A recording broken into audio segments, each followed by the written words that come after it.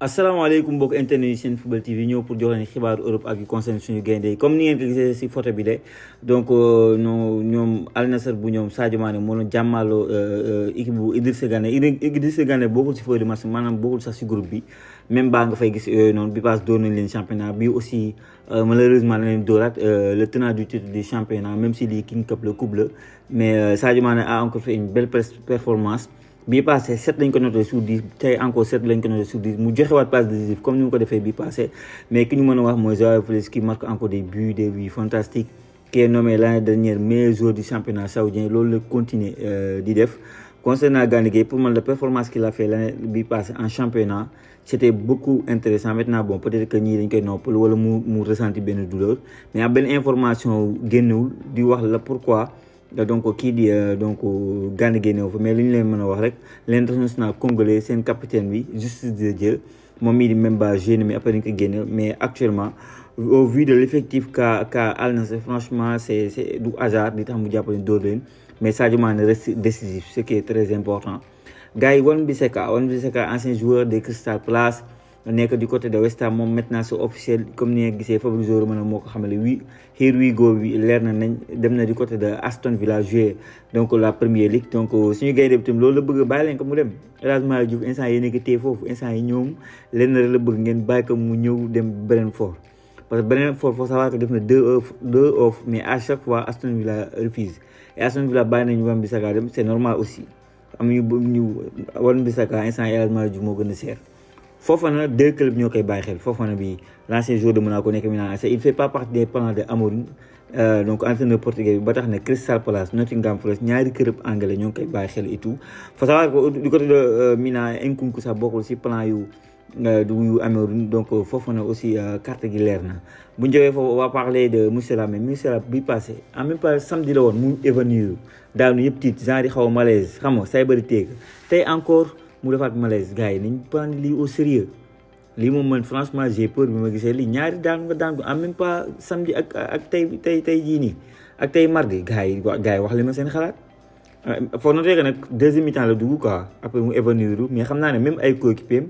jaaxle nañ et je pense que lii faut le prendre au sérieux ba waa ji leer nañ ne war na mën a rejouer au football passion am la bëgg-bëggam mais la santé avant tout quoi gis nañ fi ñu bëri jours yu bëri yu gaañu si biir terrain te ñaanal ñu ko kii di Musiala franchement. gars yi mu jëfoo j'ai parlé de Bara Sapkondia qui a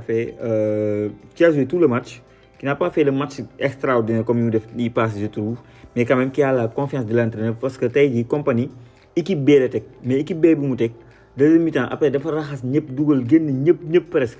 kenn la fa bàyyi moom Bara Sapkondia a joué tout le match. Ça veut dire que pour cette saison-là, ne rêvons pas, il va pas être titulaire, même si l'on est ñaanal, mais ce sera très difficile. Mais au moins, sachez que dina am temps de jeu. Et dans la façon dont il va nous jouer au football, je pense que Kompany a eu raison parce que Kompany moo joueur moo jël boppam moo wax waa ni ñu koy waxatee waa Bayern ak seeni dirigeants yu def ko priorité.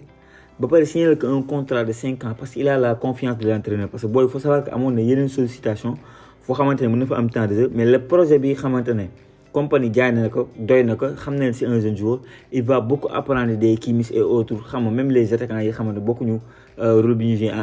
foofu ca Bayern mais il va beaucoup apprendre et je pense que bu nekkee nit ku xamante ne il a l'écoute il va progresser quoi et franchement tey jii du hasard on remplace tout le monde et on ñu bàyyi si terrain boole ak les Musiala les Kimmich les Olivier ñi nga xamante ne deuxième mi-temps dugal rien que pour voir l'étendue de son talent et sa progression loolu aussi nañ si bàyyi xel. gars yi Memphis Depay temps yi passe ñu wax libre na dina dem fu ne day finalement dina jógee Brésil finalement dafa mujjee prolongé ak Corinthians jusqu'en 2028 donc on parlait d'un retour en Ligue 1 un club comme Marseille s'est renseigné mais le salaire de Memphis Depay gars yi ngan di salaire la yor donc étant un ancien joueur de Lyon man mosuma woon xalaat ne dina ñëw Olympique de Marseille maintenant que il continue l'aventure du côté du Brésil je pense que loolu c'est bon moom même pour lui quoi. gars yi mu jëlee foofu je vais parler de Watkins nag actuellement waa Al Hilal ñoo ko def priorité pour jël ko li ko waral nag mooy Karim Benzema mi ngeen gis ci photo bi dañ ko bëgg a jaay dañ ko bëgg a libérer sax résilier contrat faut savoir que Trabzonspor fii Mohamed Salah nekk dem nañu pour jéem a waxtaan ak entourage bu Karim Benzema pour convaincre que mu ñëw du côté de championnat turc, à voir est-ce que Karim Benzema sera chaud pour dem foofu vu qu'il s'est bien adapté au championnat saoudien. Concernant Watkins, c'est un attaquant qui claque des buts international anglais. Le salaire qu'on lui propose, franchement, des triples salaires. Est-ce que l'on doit changer l'avis, l'autre tamit laaj la. Witzel, international belge, ancien joueur de beaucoup d'équipes yoo leen xam bu baax a baax. Ba récemment Atlético de Madrid Girona, moom 37 ans nag signé du côté de Nice. En tout cas Nice est bataille sous le dossier de Bamba Dieng. maa ngi gis ne ñoo la Edewa yi ça se complique avec le club allemand bi ñu négocier. Donc Bamba Dieng loolu bàyyi leen ko xeet bu baax a baax. Daa ma je vais parler de Gavi. Gavi nag Manchester United moo ko bëgg a jël ba tax na Manchester United nag mu ngi pare pour def offre selon nag taskatu xibaar bi joxe bi la xibaar. Mu wax ne Manchester United le plan A c'est Gavi, le plan B c'est donc c'est Camavinga, mais Gavi jamono mënu de plus on parle de 40 millions d'euros. Barcelone est preneur pour dire parce que il y a dafa dans ce milieu terrain il y a énormément de joueurs yu nekk ci milieu terrain bi ba tax na bon Gavi peut se dire que man au niveau de Manchester United avec un entraîneur bu xamante ne am na confiance en moi je peux jouer, donc pourquoi pas changer d'équipe. Gars yi jaaraama encore une fois Niakhaté qui a encore été très solide. Parce que Lyon bu amee benn mur xam nga donc c'est même pas le gardien mais c'est Niakhaté en grande partie. Tey jii gis ngeen mercato de feu bi Fenerbahçe def des Greenwood tous ces joueurs là sans compter que Guendouzi mu ngi fa woon Kanté t'as dit Lukaku t'as beaucoup de joueurs quoi yoo xam ne ñu ngi fa quoi Skriniar ak et tout. Lyon moo njëkk a dugal 1-0 après ça Greenwood moom mujj égaliser 1-1 mu nekk match bu xamante ne ça se jouera au retour, donc barrage éliminatoire coupe d'Afrique plutôt Ligue des Champions, c'est très compliqué. C'est des matchs, bon jeexal nga demaat benn match. Donc on souhaite bonne chance à notre Niakhaté. On parle de capitaine en équipe nationale du Sénégal. Ëllëg ci biir ngeen gis Niakhaté nekk capitaine bu Sénégal mu leen bett. C'est quelqu'un qui prend la parole, c'est quelqu'un qui est leader, c'est un leader né.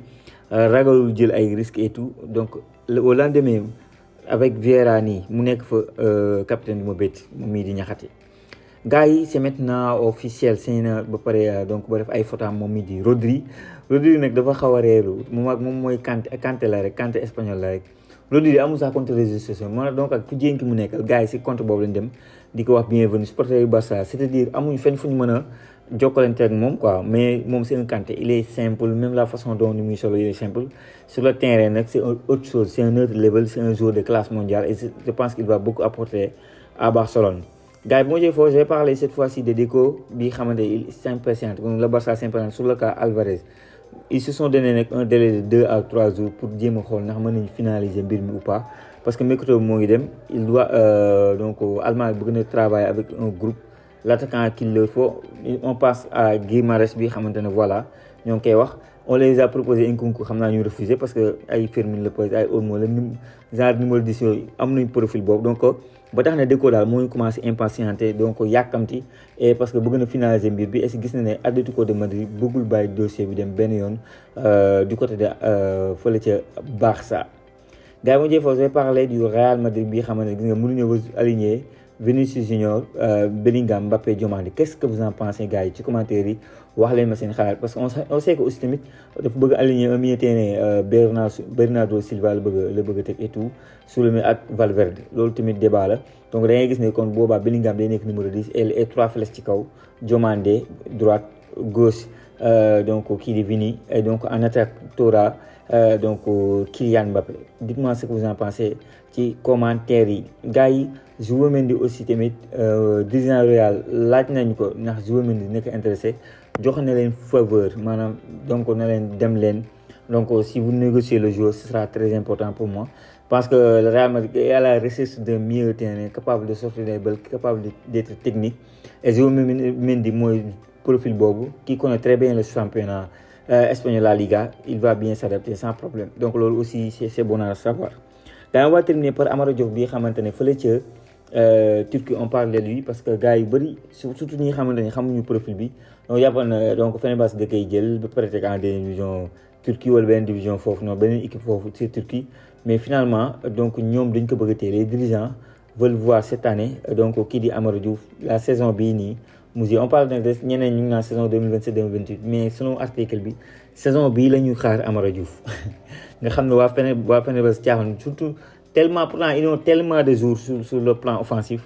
nous acheté énormément de jours ba c'est Lukaku bi mujj nii mais Amara Diouf est un prodige un pépite faudra que mu am rythme nañ fexe le tout bañ a brûler les étapes mu dugg ñëw jouer alors que loolu arrangé ko li ma koy yaaxal moo ëpp lu ma koy defaral